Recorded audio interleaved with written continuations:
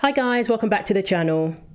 So I wanted to introduce you to the current winner of the NXXT Women's Classic Golf Tournament in Florida.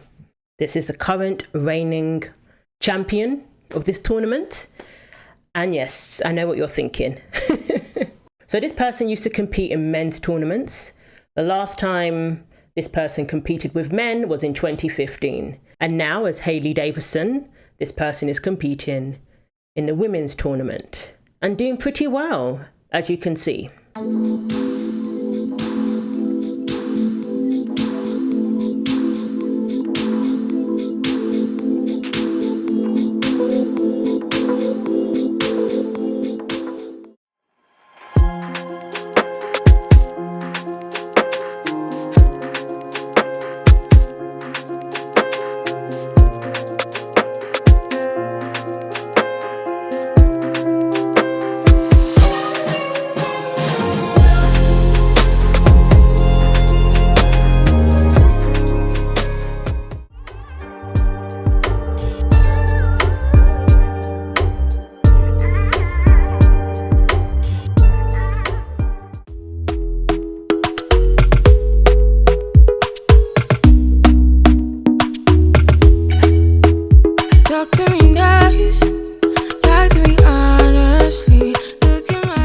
So this was the NXXT Women's Classic at Mission Inn Resort and Club near Orlando, Florida.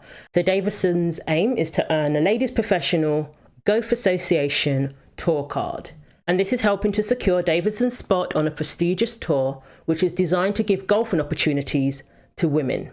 And this is what we're always saying. When you allow transgender athletes, biological males, to compete against women, who typically have an unfair advantage, men can hit further than women. Men typically have larger hands, more muscle mass, a greater reach, all of these things that can help you, in particular, in golfing. This person has blocked a female from winning this tournament, a tournament that was designed for women, because men have their own tournaments. So this one is specifically for women. The opportunities that it opens the door to are specifically for women. So now when we start recognizing identity, where does that leave the biological females? So this is not only blocking somebody from winning the tournament, it's blocking somebody from earning a place on the tournament. Every other woman behind Davidson was pushed one place back. So that has consequences. And Davidson has addressed the backlash because this person has been playing against women for a while now.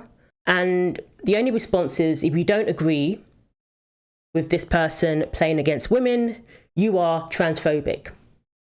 You're just against trans people. Apparently, it's not about fairness. It's not about safety. It's just transphobia. The result is you're 15 miles an hour slower. Yep, exactly. But that's unfortunately nowadays, once you kind of rebut the actual facts, that's when you see how people really think, because then you go, well, it's not about protecting Women's Sports Center. It's not about like me maybe having an advantage. It's just you don't like trans people. I mean, a lot of times, and it's very sad that that's what's come down to. It's not the fact that people seem to have an issue with like an advantage or things like that. It's come down to almost like a fear of trans people in general. And that's, in the past couple months, that's what I'm starting to learn. And here we go again. Just because you decide you want to take hormones that are not in line with your natural occurring hormones within your body, and therefore it lowers your performance, it gives you a disadvantage against other men, that doesn't mean that you have no advantage over women. Multiple studies have now shown that you still have an advantage over females, that males who are on estrogen still outperform the female athletes. You know why? Because they're males. They went through male puberty and they still had the body of a man. You decide to take hormones that lowers your, performance against other men, but that doesn't lower your performance against other women. It doesn't even the playing field. It doesn't change your bone density. It doesn't change your muscle mass. If a woman was to take anything to increase her testosterone, that would be classed as doping. But here you come along with naturally occurring testosterone that is far greater than that of women, and you're allowed to play against other women. Being less of a male athlete doesn't mean it's appropriate for you to compete in female categories. It doesn't mean that you have no unfair advantage. That's very disingenuous to say that you deciding to take hormones that lower your performance against, your personal best or whatever, before you started taking the hormones, all of a sudden means you're a woman and you're in the same category physically as a female. Very disingenuous to imply that. And again, I do question, should we even bring up advantage when we have that sort of response? The fact is, whether there's an advantage or not, because there are some male athletes, 50-year-old man, for example, competing against 13-year-old girls, came sixth. That still doesn't mean that it's appropriate for this person to be competing against 13-year-old girls. That still doesn't mean that it's appropriate for this person to be in their locker room. And all of this talk of advantages, it doesn't address the fact that this person is going to be in the female locker rooms, in the female changing rooms. No one ever brings that up when they want to talk about the science. Forget that. You're putting a male in the women's changing rooms without their consent. What about that? And this is a male athlete. This isn't somebody who came off the street. They used to compete with men. So they are, at a certain level of performance. And now they're allowed to compete with women and are going on to achieve that which they were unable to achieve while they were competing against men. So don't tell me this person does not have an advantage, an unfair advantage over the female athletes, because they weren't, online to be at this level when they were competing against men. So securing victory gives Davidson access to the Epson Tour, which is awarding exemptions to their top 5 players. There aren't a ton of spots available. So somebody who is male, whether you like it or not, is taking someone else's spot. Is taking the spot, is taking a position that belongs to a woman, to a female athlete. Only 5 spots are available. So when we start allowing males to compete in women's categories, we're taking away from the female athletes. That's just the fact of the matter. And if you're okay with that, then you have been brainwashed by gender ideology. If you think this is okay, this isn't about inclusion, because you can't be for inclusion but be okay with women being excluded. These policies exclude women from winning trophies. They exclude women from getting a spot at a certain tournament. The top 6 athlete, she's going to be excluded because it only goes to the first 5, and one of those spots is going to go to a male.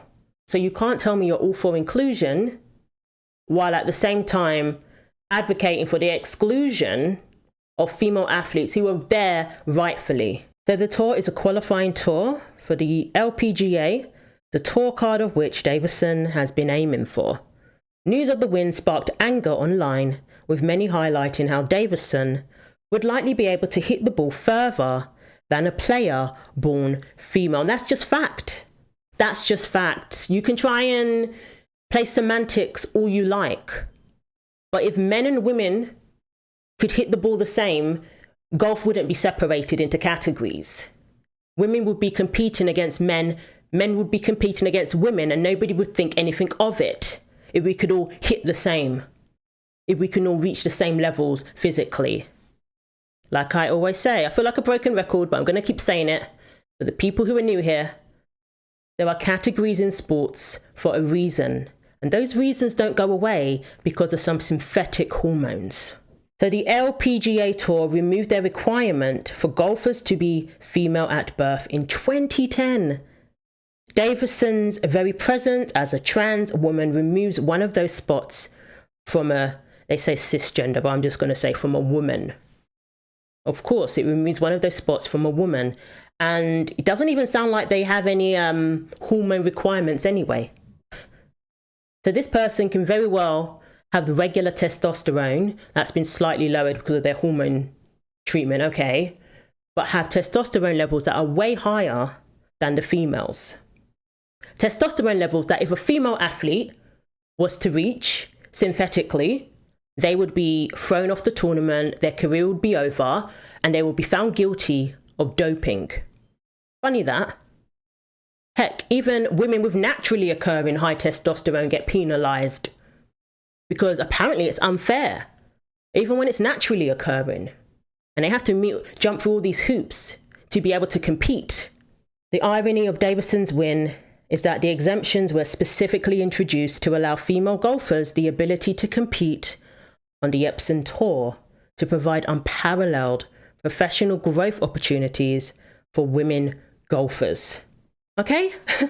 So this is something to provide opportunities for female athletes, just like scholarships for female athletes.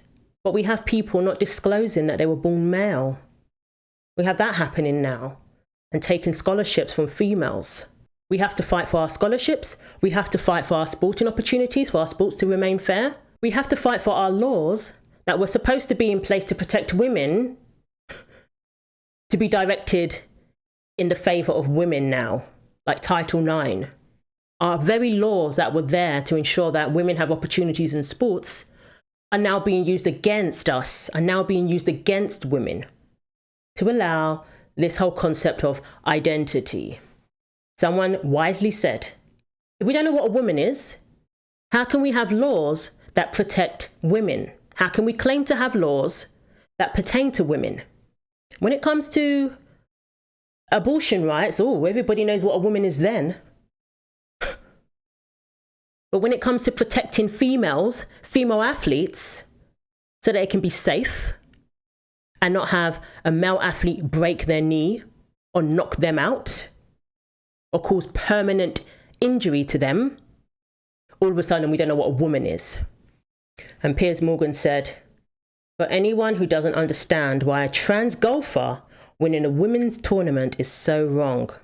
And at our club, I play with the women a lot. And by the way, Piers, the women are a lot more fun to play with than the men, but the conversation's much better.